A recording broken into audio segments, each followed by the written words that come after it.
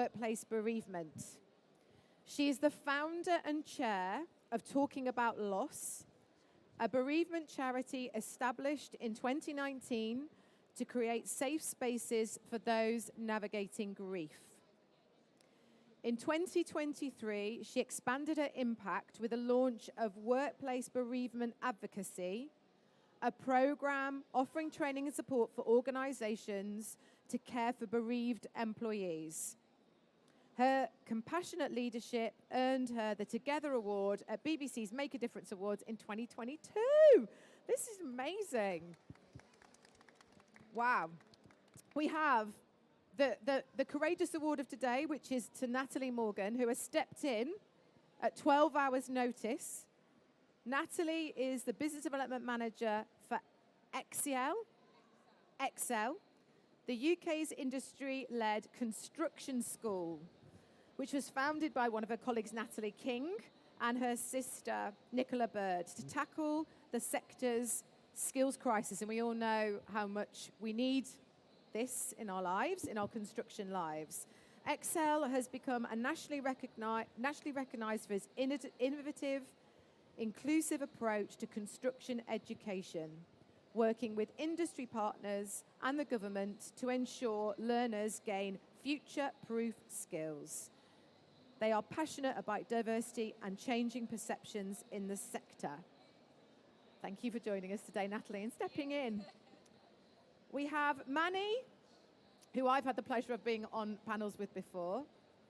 So Mani is a senior account manager at Tryg Trade, where he builds and maintains strong client relationships, ensure businesses receive tailored trade solutions that support growth and efficiency. With extensive experience in account management, Mani specializes in understanding clients' needs and delivering value-driven strategies and fostering long-term partnerships. Thank you for joining us today. And this is amazing.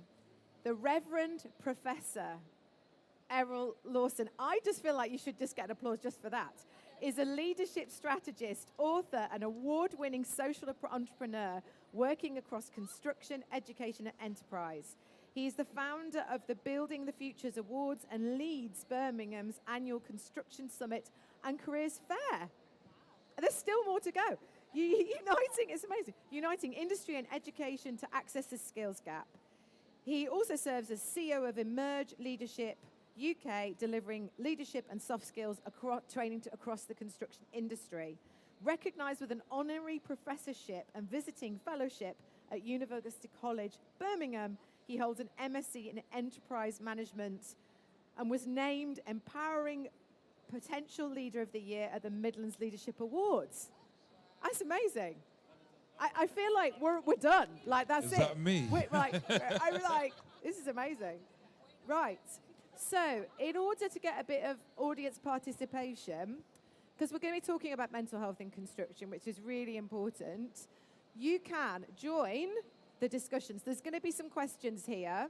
And what you need to do is, it says joinmenti.com at the top. Use the code here, 63374030. Or you can use this QR code here, and you can answer this question. So rank the biggest hidden cost of poor mental health in construction. So I'll let you all answer that question while I turn to our panelists and ask that question. So research suggests that poor mental health costs the UK construction industry $2 billion. I just say that again, $2 billion, through lost productivity, absenteeism, and presenteeism. How can businesses start to quantify and tackle these hidden costs? And should clients demand mental health strategies in their tenders? Right, who wants to start with that? Shall I start with that? Go, Mani. So, can everyone hear me? Everyone hear that? So I think in terms of the clients, they've got a massive role to play in this. So if you think about the way tenders have evolved recently, there's a lot more focus on clients making sure contractors pay their supply chains in time. So making sure it's within 30 days, making sure that they're ethically considerate around how they take on operations, and that links into Section 106 agreements as well. I think they've got a massive role to play in this as well. If they were to turn around and say within the tenders, we need to make sure that you're focusing on mental health, I think that will really improve the picture. So if that's not embedded into the actual tendering stage, that may not force people to take it as seriously. So I think clients do have a large role to play in this. Yeah, Errol? Yeah, just to agree. I think what we know is that everything is about business case, and everyone's trying to make a business case to get the tenders. So in the work that we do in social, mostly related to social value, companies will come to us and say, Errol, can you do a nice video for us? Can you do this to go in with our tender? If we're not thinking well-being in that tender process, and everything is just, it's money, right? It's always boils down to money. And so there's got to be a cost attached to, or a penalty attached to, whether or not it's been factored into the process. Have we thought sincerely about how this is going to impact upon the mental health and well-being of the guys that are going to be on this job? I couldn't agree more. Jacqueline? I just want to sort of come in there because, can you hear me? Gosh, not used to this. You know, there's got to be weight behind it as well. It's all right putting a policy in, it's all right, you know, saying, yeah, this is what we do, but actually there's got to be weight and evidence behind it. You can't just say, yes, this is what we're doing. You need to know your staff. You know, are they well? How are they working? You know, you need to know your staff, and it is about people as well. So there's got to be evidence behind it. It can't just be a policy that's just ticked. I couldn't agree more. Evidence and examples. So if we look at what's come up here then, rank the biggest cost of poor mental health in construction, then what you have all responded is reduced productivity and quality of work, and then kind of shortly followed by staff turnover, but also more mistakes being done on the job. Because that is true, isn't it? When we aren't able to give something our complete focus, it is so easy to make small mistakes that actually have lasting repercussions for everyone involved in the process. Your head's not in the game, especially with bereavement. You're not working at full capacity at all. You know, we head back into work after 3 days off. How are you supposed to function? You know, it's mad. Can you tell us more about what is the law that people are allowed to take off legally? It depends on actually what your relationship is with that person. Right. So it's 3 days. It's 3 to 5 days. Oh, sorry, the gentleman's shaking his head. Yeah, I was thinking, I've got it wrong. Yeah. And the policies they're so old. They're not fit for purpose anymore. They're just, you know, they're in a booklet on a ledge somewhere, and it's only when somebody, you know, says, I'm struggling. I really am struggling with my mental health, or I've had a bereavement. I can't cope. And it requires immense strength from that person to be able to say it as well. So talking about strength, but the opposite of that can sometimes be stigma. So despite growing awareness, 1 in 4 construction workers still report being unable to talk about mental health due to stigma.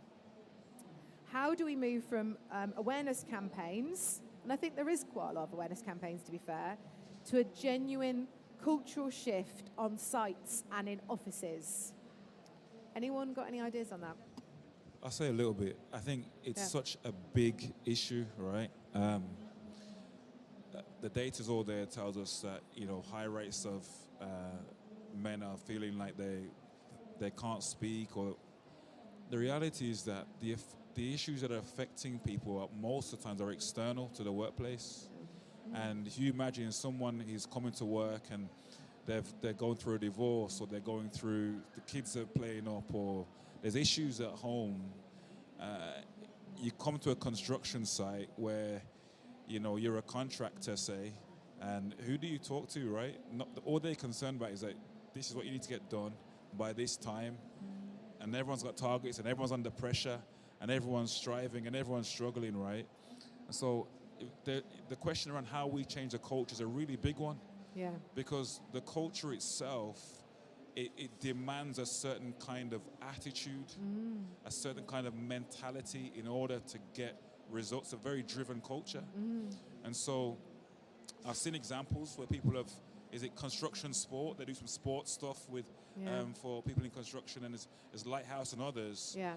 But the reality is the culture itself is demanding.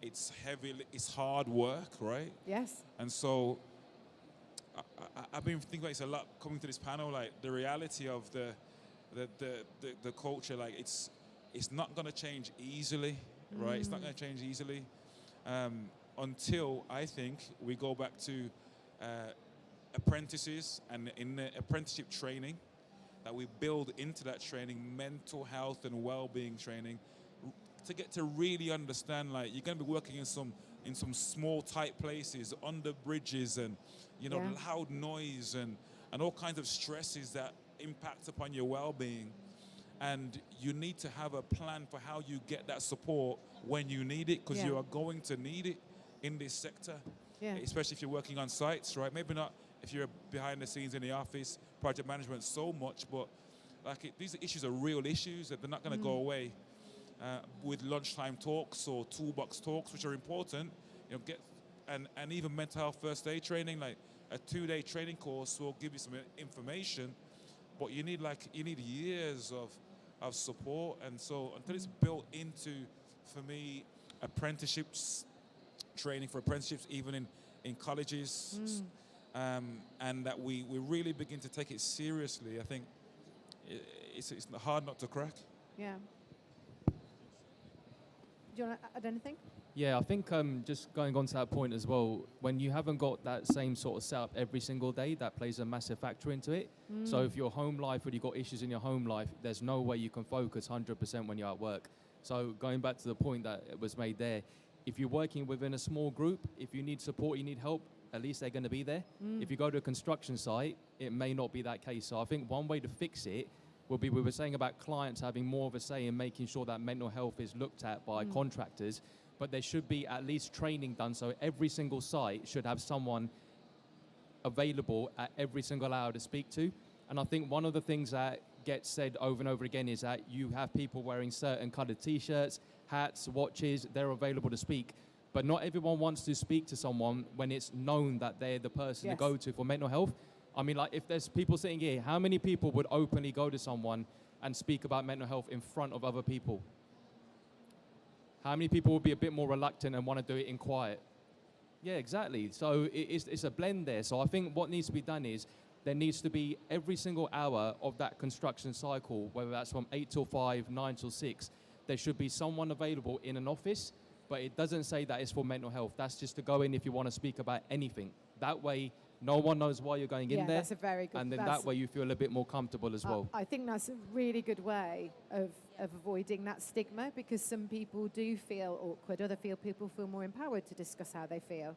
It is about having that safe person to speak to as well, and also the fear that, are they going to lose their job? You know, people do think, oh gosh, if I actually open up and say I'm struggling, am I going to lose my job? So I think a lot of people do keep it in and don't openly share because they're frightened of the impact that might have on their job. And it is, because one of the next questions actually, it talks about the structural issue in construction, because we can't get away from the fact, of course, life events happen and they're really challenging when they happen. There's also, I think, some systemic issues in the way the construction industry works that adds, I think, to that mental stress, because ultimately 40% of construction workers are self-employed or work for micro businesses. Therefore, access to mental health. Now, when I I go on sites and I see you can get access. They're quite open. They say, well, who mental health first aiders? I'm a mental health first aider.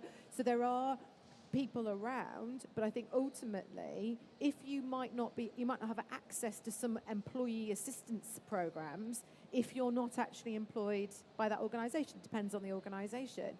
So you might be, because you're a contractor, you could see it's on site, but are you able to access that extra support? Question. I also think there is added stress if you are paid weekly. And so from week to week, you're wondering, am I going to be paid next week? And let's be frank, at the moment with inflation, I think finances is adding extra pressure to people. So I think that systemically, because of the way people get paid, there's a more of a reliance on temporary or interim workers in construction than most other industries, apart from possibly hospitality. There are some structural issues. And then that's before you even added life events, which are really challenging when they happen. Is there anything that we can do to reach those people that won't be covered by these large company wellbeing programs? Do you think there's anything we can do? Well, I think it has to trickle down, you know. It's So make the agencies, make the recruitment definitely. companies like the ones that I work for, definitely. make us do it with them. It's got to trickle down, because I'd if love they're good that, enough, actually. if they're good enough to stand side by side Yeah. on the building site, why aren't they good enough to, you know, to access this and it trickle down? I'm loving that idea. I might well go and steal that idea, in fact, and do that with all of our temporary workers. But it's true, isn't it? It's somehow making sure they have access to it. Was it something you wanted to add? No? No, you good? No, good. So anyone else on that particular one? Can we have the next question, please? Lovely person who is in charge of the lap. Here we go. So can everyone answer this question for me? So if you've got your phones out, you access it by a Menti, and the code is 63374034, or you can take a picture. And can you answer this? So what's the main reason for mental health? Why is it still considered a stigma? Is it being judged? Is it no clear backing from leaders? Is it limited training or awareness? Is it the industry's tough culture? It's quite interesting, this, isn't it? Because I actually think sometimes the biggest strength is saying when things go wrong, and it's being able to say that things go wrong to you, because actually things go wrong for everyone. So I personally think that's my personal opinion. So it's the industry's tough culture and traditions that we don't talk about it. And yet it's actually hurting us not to talk about it. Really is. Okay, thank you for that. So digital tools and data. We are now wearing wearable techs. Has everyone got one of these? Watches, mental health apps, AI-driven tools. Do you see technology as a meaningful solution to support mental health in construction, or does it risk being a tick box exercise without any real cultural backing? Yeah, go on, Jacqueline. I'll Start us off. I do think they're good in some ways. I think a lot of people, it's easier just to text an app, but also you run the risk. You know, yeah, it's great for that, for, you know, asking a question, but actually, can the app, you know, can it pick up on crisis? I think it's a bridge. It's not the destination. You know, it has to. Where does this tech go? It has to go to a human, because, you know, if you're missing a crisis, you know, you need buddies. You need people around you. So yeah, I think tech is good, but I do think that it's a bridge. It's not a destination. Anyone else got any thoughts on this? Mani? Yeah, just flying on from that, I think tech is good because it gives you a platform to seek like some sort of support, but you need that human nature as well. So you won't get the full answer by using the apps, but it gives you a platform to basically get out what the issue is, and hopefully that will get to someone that can speak with you, because that human-to-human interaction is massive. Because I think half the problems with mental health is also that isolation, which is a word that was used in the last talk as well. So I think having someone opposite you that you can speak to, relate to, you can physically see that person, and they can see you as well, because your body language has a lot to do with it as well.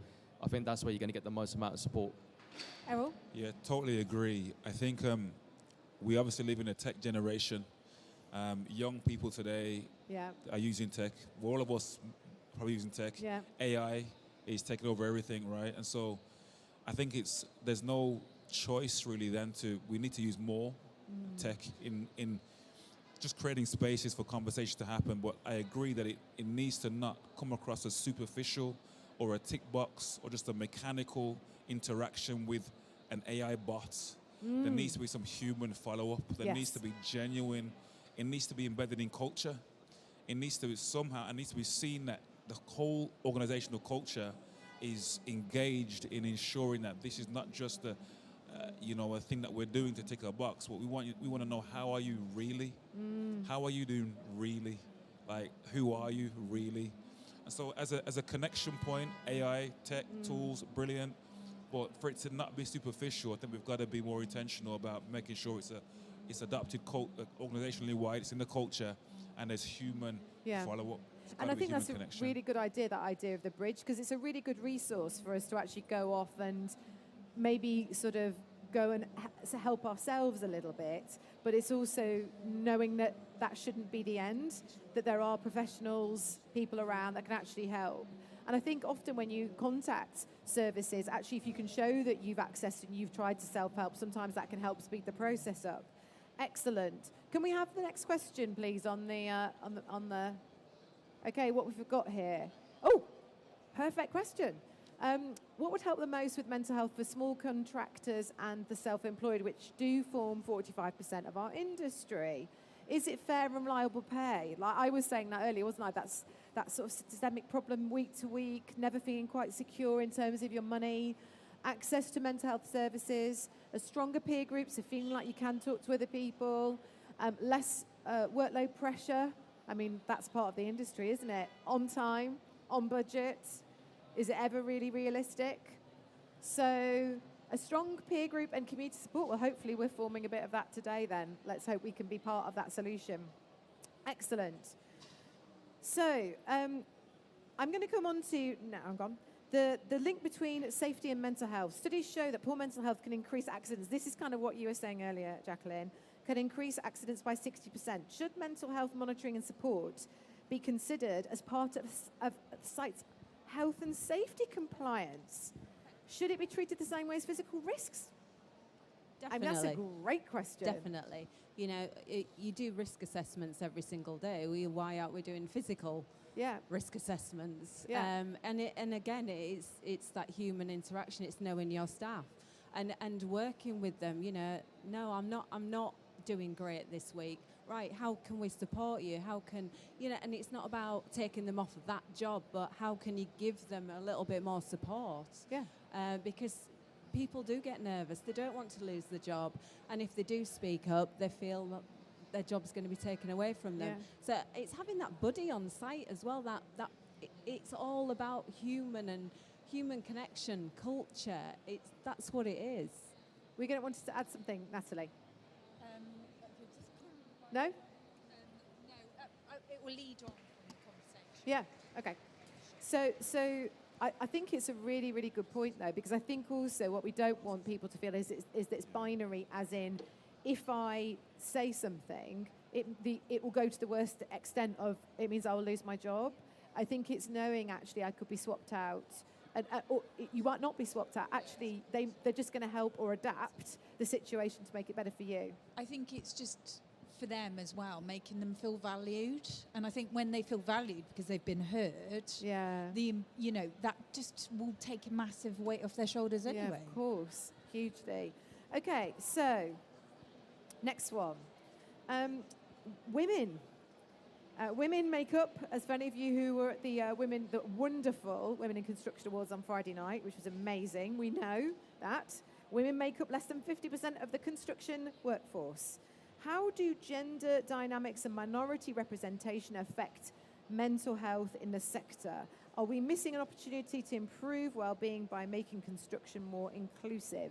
Is there a fact? I feel like you're the go-to person here, Jacqueline. Recap on that. I've kind of lost. So I think basically what it's trying to say is, do gender dynamics and minority representation affect mental health in the sector?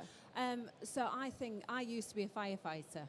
So I joined the fire service because I wanted to be a firefighter. Love that. And I think, are we risking labelling sort of women in construction?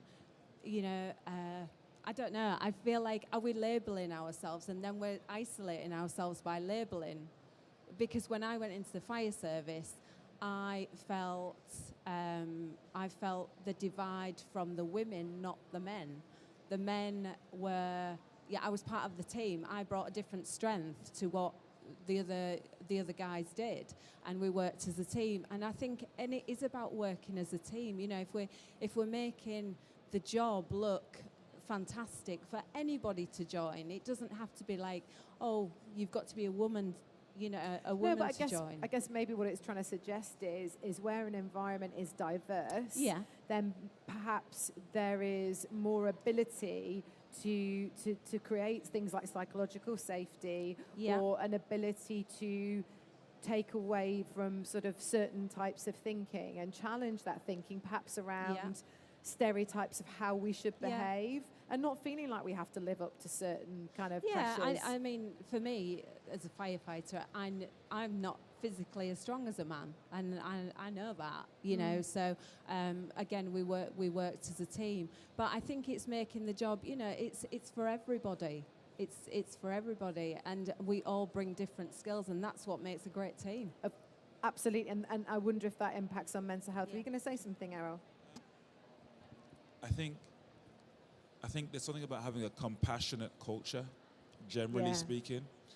A guy turns up at work, he's had a bad day, and he's not altogether there, his boss says red card or sends him home. Like, there's something about getting to know people on an individual level compassionately and finding time for that. I'm sitting here thinking, how do we find time to get to know people? There's targets, there's pressures, and all those different things. And then talking about psychological safety, how do we create this kind of culture, men, women, diverse backgrounds? How do we create this space in which leaders are able to lead with vulnerability? There's a safe space to say something without fear of repercussion. You can express your fears, your concerns, your worries without fear of not coming into work tomorrow when your job isn't secure because you've got a short-term contract. How as companies, as leaders, do we create the spaces where everyone feels welcome and they want to stay, regardless of gender, background, race, religion, whatever have you? I think we need to think in tendering and all those different things. How do we do we want that? Is it something that we should, our ESG scores or our ratings, for our tenders should be scored against? Like, are we a compassionate organization? And how do you evidence it? And I think the big thing is to evidence it personally. Can we have the last? I can't see him. Can we have the last one? Oh, this was back to the earlier one. How do you view digital mental health tools, apps, wearables, AI in construction? Is this useful, given that often we're not allowed our phones sometimes when you're on site? So does it work? Could it be a bridge? We tried to answer that. See what you think. There's a QR code there. I'm just conscious that we need to make sure that we stick to time. So moving on to the next question. So construction is facing a skills shortage. We hear this all the time. Yet surveys show that 70% of apprentices, so the very people that we're bringing in, are struggling with stress and anxiety. How do we ensure the next generation entering the industry are protected, supported, and retained? Do you want to try that one, Natalie? I think this will be a good one for me to answer. Go. So what we've been doing to kind of help and create this culture is the employers that we're working with is encouraging a mentor. So there is a mentor on site for these young individuals when they are starting. Some of them, it could be their first ever job. Yeah. So it's so important for them to know that they have somebody there who they can entrust in, but also mentor with them. I mean, a construction site can be a very scary space. And like you say, there is stigma attached to it. And generationally, I think for these young people coming into that, knowing that they can be the people that change this culture, so they can be the people that can talk about how they feel and express it and know that they've got a safe space. So I think it is all about the education process for the employers to take that on board. And that's something that I think is really important to And to are there push. any top tips in particular that from your experience in this sector that you would then go, this is exactly what I would do? If you could pass it on to an employer, what would you say? Literally do this, please. Yeah, so we offer mentoring for our employers. So we bring them together. We also offer for our students to be able to have a safe space. We work with lots of different charities where they will come in and they will do motivational talks. So that also is kind of educating the student to know that it's okay to feel like this. Let's talk about it and know that they have those safe spaces. So if they can't do it out on site, they know they can come to us and talk about it. But it's also preparing them for the future where they will need to feel Most safe definitely. enough to stay on and site. that's where the shifts has to change, isn't it? If we do it generationally, then... Yeah. And I think that blends both the previous question and this question together about why it's important having that sort of diverse makeup of an industry, because any sort of apprentice coming in, if you can get someone that they can relate to be that mentor, that's definitely going to help. So whether that's someone like me, like a Sikh, seeing another Sikh, or like, you know, West Indian, seeing another West Indian, because there's going to be so much about our cultures, our way of life, home life, things going on that only we'll be able to understand. So it's not an easy industry to break into, but just having someone that you can relate to from the beginning, have that sort of like comfort factor, so you can stand on your own 2 feet, open your hands up, get to know things. That's basically going to help the next generation of the industry as well. So going back to what we said on the last question about having that diversity is important for mental health. I also think it's very, very important for the future of the workforce. And it's also great to see as well, the diversity. So our intake for this September, the diversity is, you can see the change. You want to go, Errol?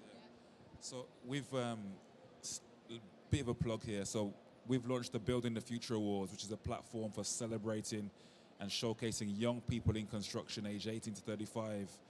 And so that statistic about apprenticeship for me is, it's quite a shocking one, really. What, the 70% of them are reported struggling with anxiety or stress? That's shocking. That's shocking. So what we've done is we've created a network of young professionals. So over the last 3 years, like over 300 different nominees, finalists, they've formed a network, an alumni network, led by them, run by them, where they come together.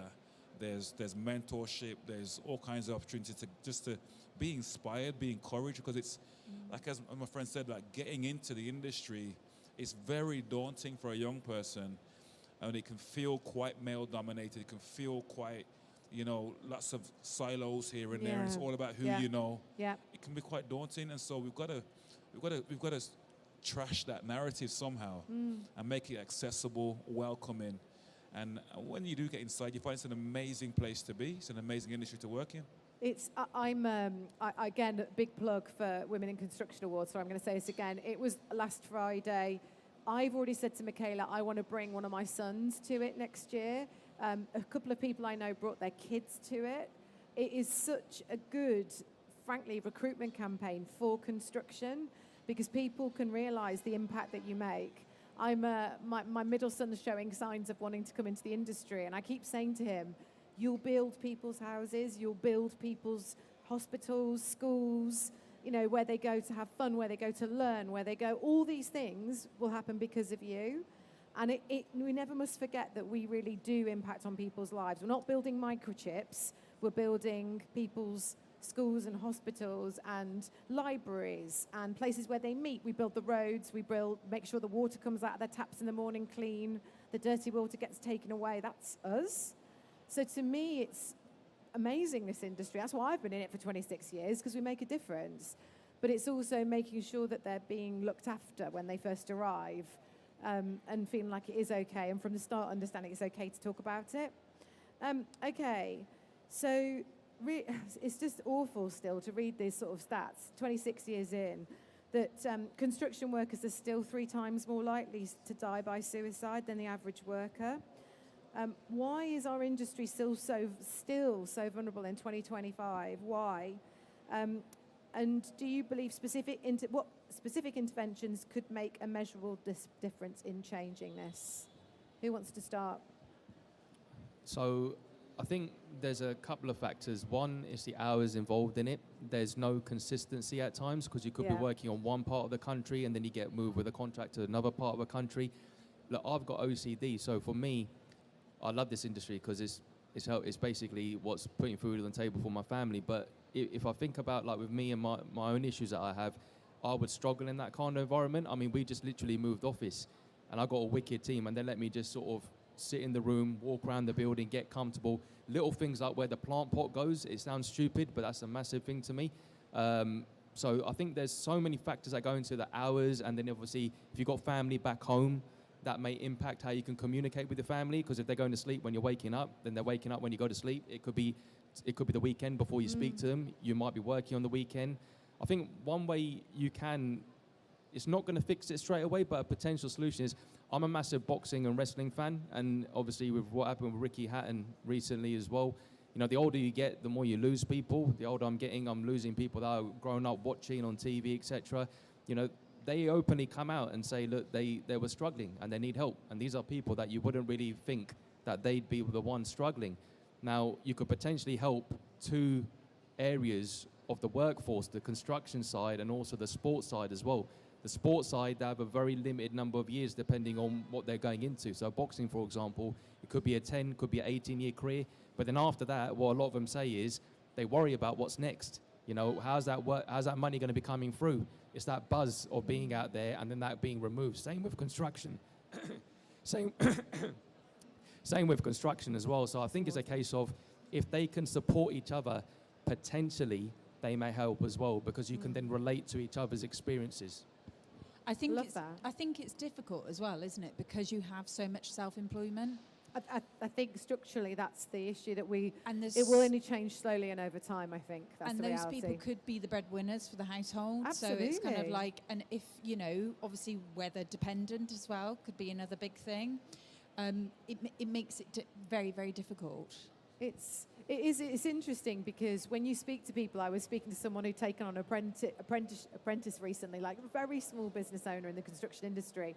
And he was saying that as it comes into this sort of colder period, that younger people really struggle with their first winter on site, as it were. When it's dark at 9 in the morning, it's dark at 3, it's really cold. You're not just building mental resilience, trying to build physical resilience in them as well. So I think we mustn't forget that it is a hard industry to people to break into. Once you fall in love with it, you stay with it. But it's kind of getting them through those first sort of 18 months. But I think sometimes as well, you get to a point, unfortunately, where, you know, your age will dictate to what you can offer as well. Yeah, of course. And yeah. if you're self-employed and you haven't been putting money aside for your retirement, you know, what are your options? Physically, it's hard. Yeah. You know, plumbers and often have to have knee replacements a lot earlier than demographically than other people. So it's anything you wanted to add? I'll just... For me, sort of all the questions and the answers, it kind of comes back to the same thing. It's the culture, the mentor, the being able to have that safe person to speak to without being penalised. And it's human interaction, human culture, just welcoming and being able to take your whole self to work. Yeah, I totally agree with that. Errol? Yeah, I think, again, shocking statistics. You know, the question that comes to me is around purpose and meaning, right? How do we help people to derive purpose and meaning from their work? And what you described earlier about, you know, we build the places, we make the places, and everyone's kind of experiencing the results of our work, and we have that satisfaction. And I'm saying to companies, how do you help a young person on a site, for example, to realize that to be invested in the vision of this building you're putting up, to see their contribution and the difference it makes or will make? How do you help people to see that rather than just being there? You know, there's got to be a process that brings them into the bigger story, that makes them feel somewhat more than just a paycheck. It's hard enough anyway, right, that you've got no guarantee of work after this building's gone up. How do you help them to see? Do they come back and do something? Is their name in stone somewhere? Is there so they can go back and tell their kids that, you know, we did that? Somehow they're a part of the story, not just a pawn in the game, so to speak. Can I just add that? Because my husband's got a construction company, and we can be driving round and he'll go, I did that. And in there's my name. And it is, and he's so proud. You know, and he's been going for 30 years.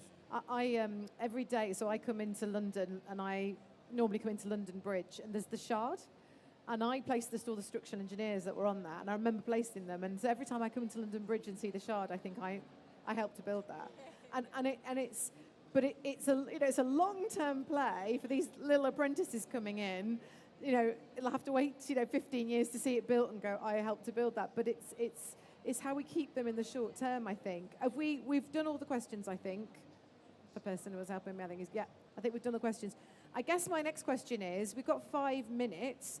Do any of you have questions for this wonderful panel. Does anyone want to make a comment or an observation? Has anyone got anything they want to particularly share? Everyone's looking at their phones. Oh, we got one? Right, apparently I need to give you one of these. There we go. Is this on? There you go. You mentioned the 70% of apprentices with anxiety. Yep. Do you think that does the panel think that affects the dropout rate for apprenticeships? That's quite high, isn't it? The construction apprentices is a big dropout rate. I can't remember what it is. I think it's about 40%, isn't it, that don't get to year 3? Something like that. It's a massive dropout. I'm going to come to Natalie on that. Yeah, I think it's important for the employer, again, to show a roadmap of where you can actually get to. And I think that kind of engages them to think, okay, yeah, I might be starting off as a bricklayer, but there's the potential to be a site manager at the end of this. Yeah. So I think as long as they can feel that they're valued, there's a pathway. Is it the storytelling?